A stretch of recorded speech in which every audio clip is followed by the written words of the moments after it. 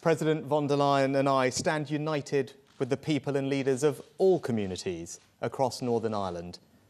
Those trying to drag us back into the past will never succeed. This afternoon, I welcomed President von der Leyen to Windsor to continue our discussions about the Northern Ireland Protocol. I'm pleased to report that we have now made a decisive breakthrough.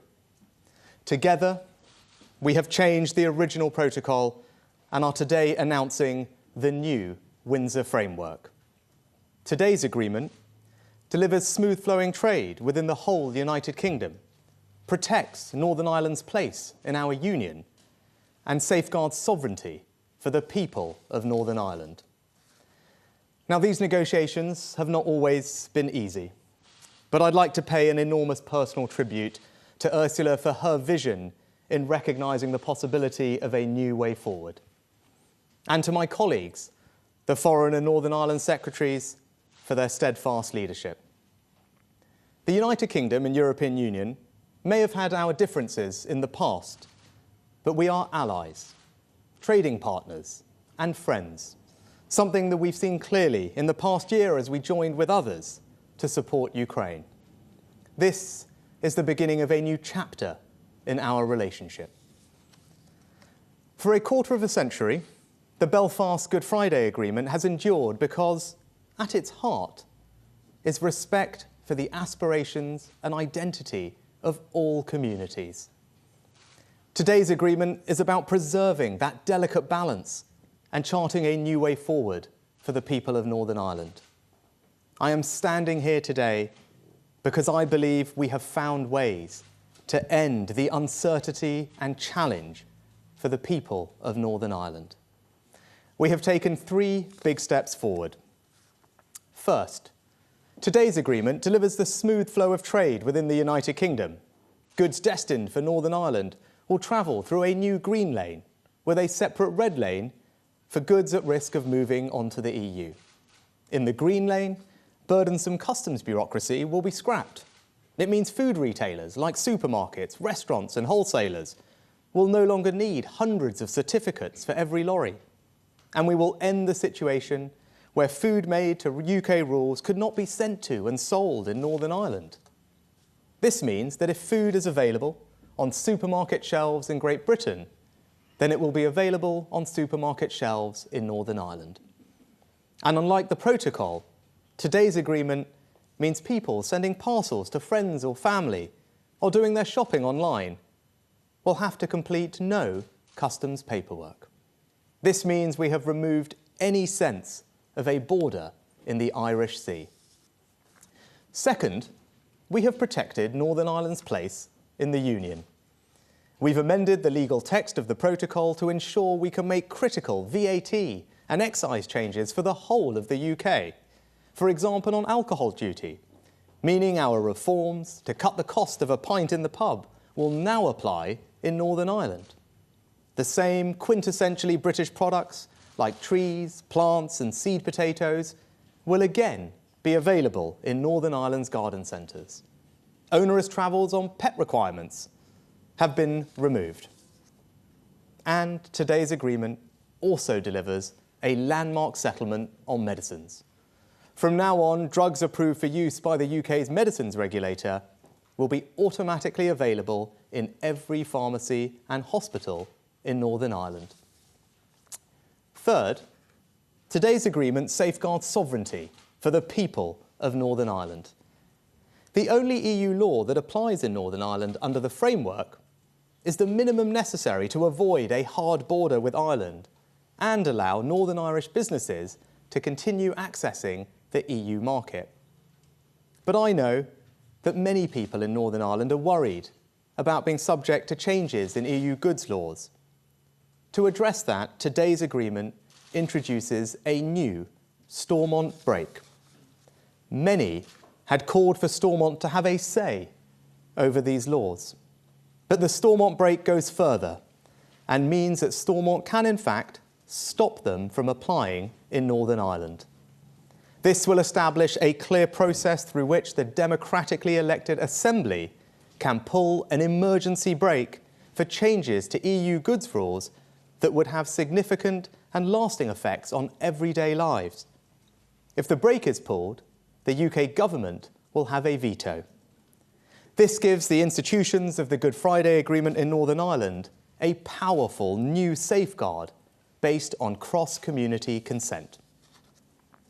I believe the Windsor Framework marks a turning point for the people of Northern Ireland. It fixes the practical problems they face. It preserves the balance of the Belfast Good Friday Agreement. Now, of course, parties will want to consider the agreement in detail, a process that will need time and care. Today's agreement is written in the language of laws and treaties. But really, it's about much more than that. It's about stability in Northern Ireland. It's about real people and real businesses. It's about showing that our union that has lasted for centuries can and will endure.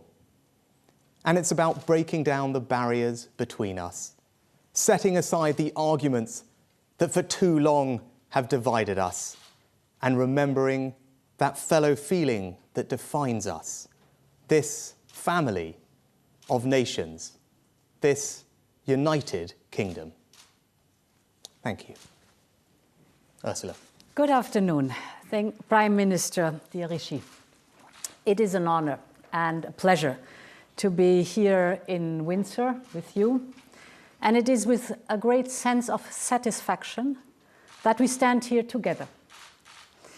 We are about to deliver on an important commitment we made to each other a few months ago. I remember our first discussions when we saw eye to eye on how to support our Ukrainian friends. And I was encouraged by our trustful and strong cooperation on this crucial geostrategic issue. But I also remember how the two of us were honest with each other about the difficulties in our bilateral relationship. And it was vital to put that on the right footing too.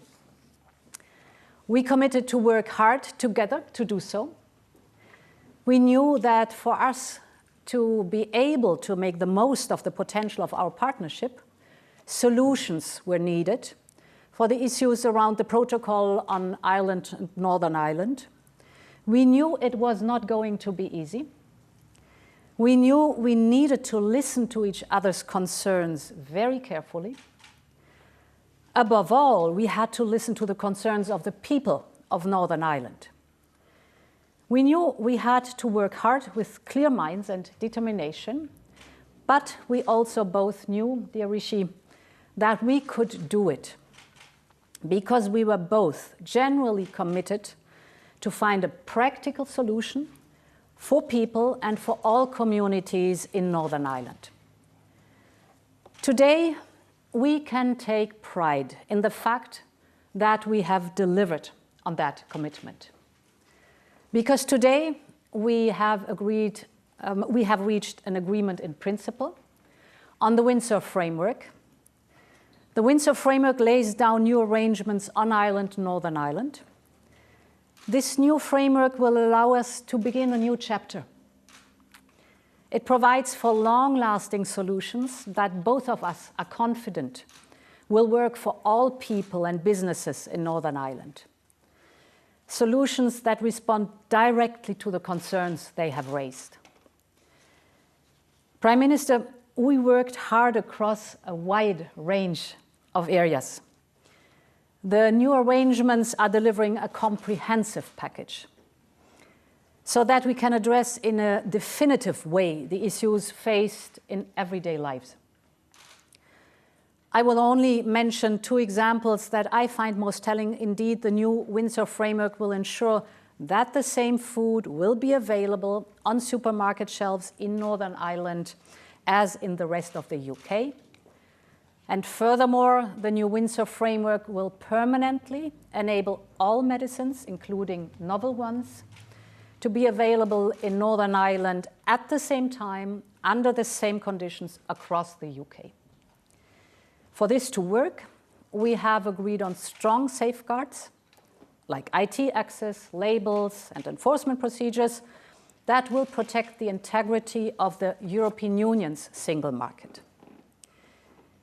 The new Windsor framework respects and protects our respective markets and our respective legitimate interests. And most importantly, it protects the very hard-earned peace gains of the Belfast Good Friday Agreement for the people of Northern Ireland and across the island of Ireland. Violence has no place in our society. I condemn wholeheartedly the shooting of the PSNI officer in Northern Ireland last week, and my thoughts are with the officer and his family and friends. This year will mark the 25th anniversary of the Belfast Good Friday Agreement, an important milestone of the historic peace process.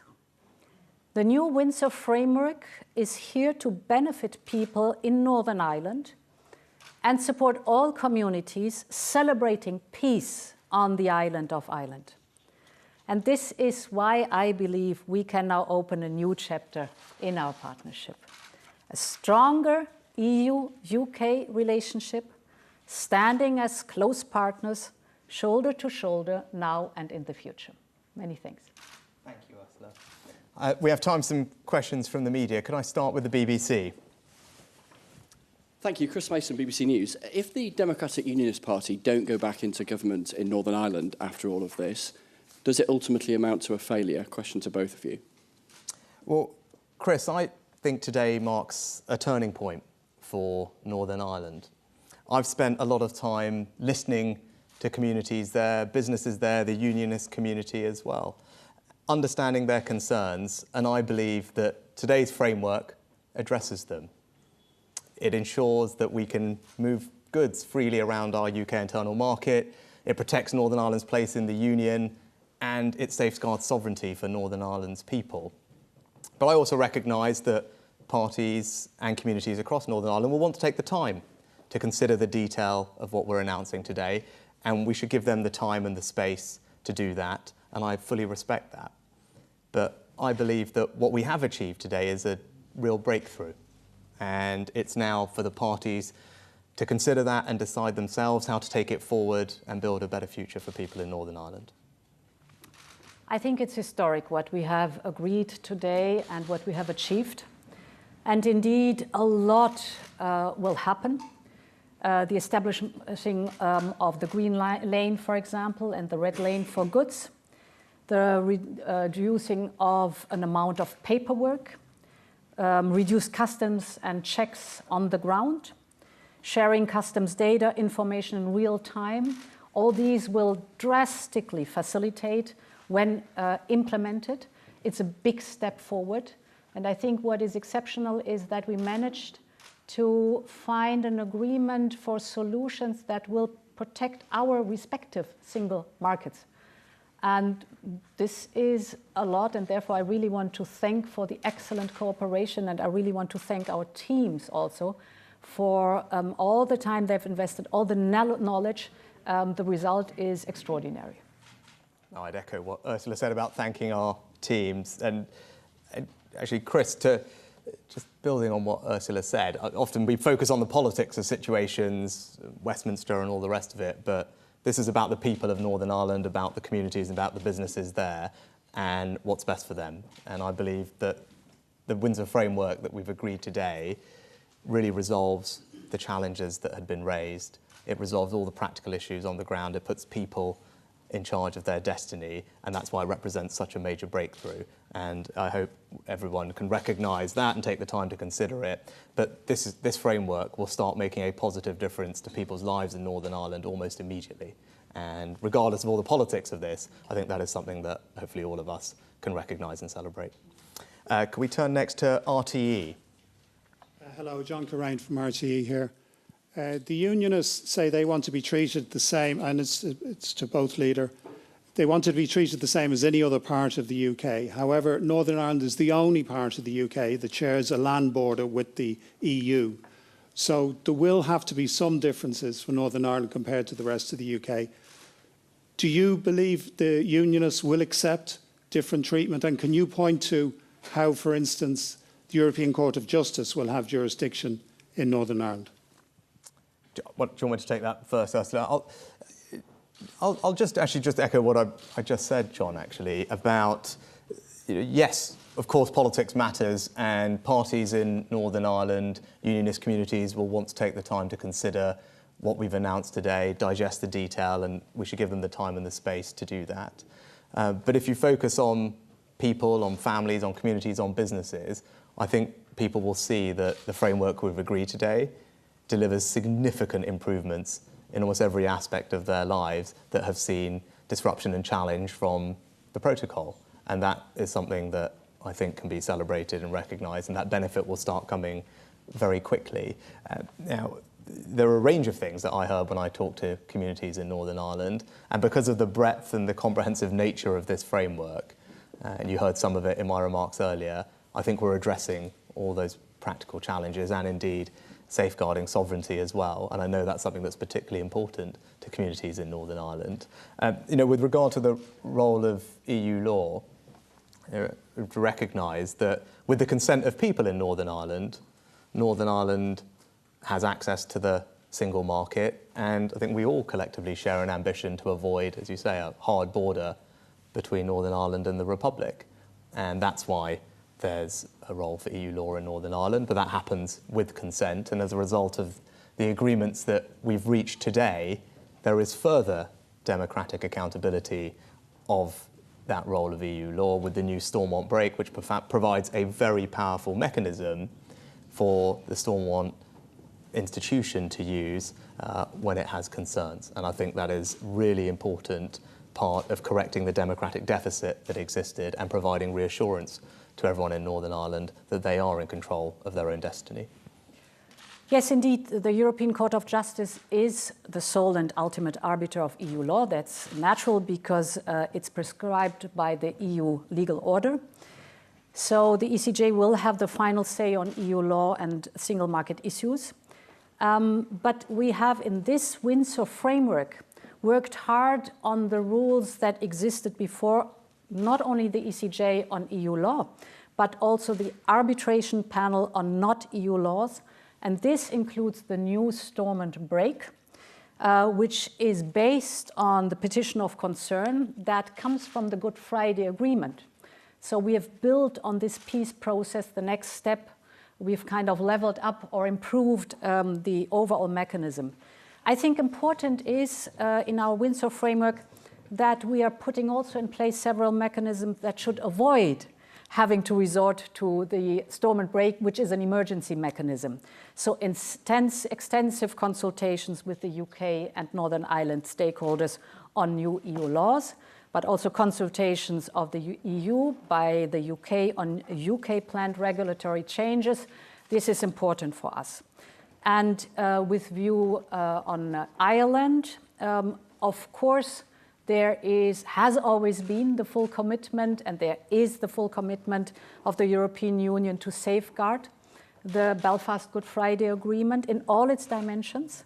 No hard border on the island of Ireland, and of course that we fully protect the integrity of the EU single market. Can I turn next to the Express? Thank you, Prime Minister. Sam Lister, Daily Express. This has been described by some as a test of your leadership. Are you planning to have a vote on this deal? And if so, how tough are you prepared to be on Boris Johnson and members of the ERG if they decide to oppose it? And I wonder if I could just ask President von der Leyen a question. Can you explain to us why Rishi Sunak's been able to negotiate these concessions when his three predecessors were unable to? Thank you. So yes, Parliament will have a vote at the appropriate time, and that vote will be respected. But as I said earlier, I think it's important that we give everyone the time and the space they need to consider the detail of the framework that we've announced today, because it is comprehensive in nature, and that will take time for people to digest. But ultimately, this isn't necessarily about me, it's not about politicians, it's about the people in Northern Ireland. It's about what's best for them. It's about those families, those businesses, and what this framework, what this agreement will do to improve their lives. And I believe that the changes that we have made, the breakthroughs that we have been able to put forward together, will make an enormous difference. We can now say that goods will flow freely, smoothly across the UK internal market, that we've protected Northern Ireland's place in our union, that we've safeguarded sovereignty for Northern Ireland's people. Those are all significant achievements, and that's what we should focus on. And I think all of us know about the stability that is required in Northern Ireland, the delicate balance of the Belfast Good Friday Agreement and how important that is. Today's framework means that that balance is restored, and that's why I think this is a very significant step forward. It marks a turning point for the people of Northern Ireland today, and I very much hope as a result of this they can look forward to a better future. I think it is very important to take note of the fact that the two of us, when we met for the very first time, we agreed that, I mean, if you look at the huge challenges we are facing together, whether it is the atrocious Russian war in Ukraine or the fight against climate change, we have so much in common. We're fighting for the same values. We're standing on the same side, shoulder by shoulder. And we want the best solution for the people of Northern Ireland in the situation that we have right now. So there was a very constructive attitude from the very beginning to solve problems, to find solutions, practical solutions for everyday life of the people and businesses in Northern Ireland. That's what we've done. And we've jointly developed the solutions. It needed a lot of goodwill and knowledge, and we have jointly agreed on that now. So I'm very happy about the agreement that we found with the Windsor framework. Right, and lastly, have we got Le Soir? Chloé Goodenough for the Belgian newspaper Le Soir. Would you say that the trust is back between the UK and the EU? And would you say that this deal will help the UK to participate again to Horizon, the research program? Do you want to start, Ursula? Yes, this Windsor framework is good news for scientists and researchers in the European Union and in the UK. Because, of course, the moment we have finished this agreement, so it's an agreement in principle, the moment it's implemented, I am happy to start immediately, right now, the work on an association agreement, which is the precondition to join Horizon Europe. So good news for all those who are working in research and science. I think I'd also just add to that, there's a range of different areas that we can cooperate productively on, and the President and I started that work when we first met. But if you look at how we've responded to the situation in Ukraine, that's required very close coordination on things like sanctions policy, which the President has led, and we work very closely together on that. Also energy security more broadly, given the interconnected nature of our energy markets. Climate change is another area, and indeed illegal migration. These are all the types of things that we can continue to make good progress on working together to the benefit of all of our communities that we represent. And I look forward to doing that with President von der Leyen as well. Good. Thank you very much for your time.